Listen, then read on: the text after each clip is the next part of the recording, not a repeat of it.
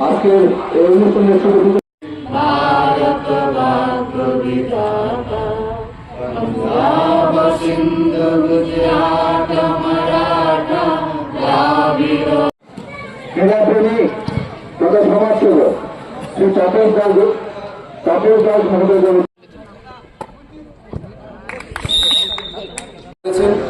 এই টুর্নামেন্টের যারা উদ্যোক্তা তাদেরকে আমি অসংখ্য ধন্যবাদ জানাই যে আপনারা অল্প সময়ের মধ্যে এত সুন্দর একটি টুর্নামেন্ট আপনারা আয়োজন করেছেন।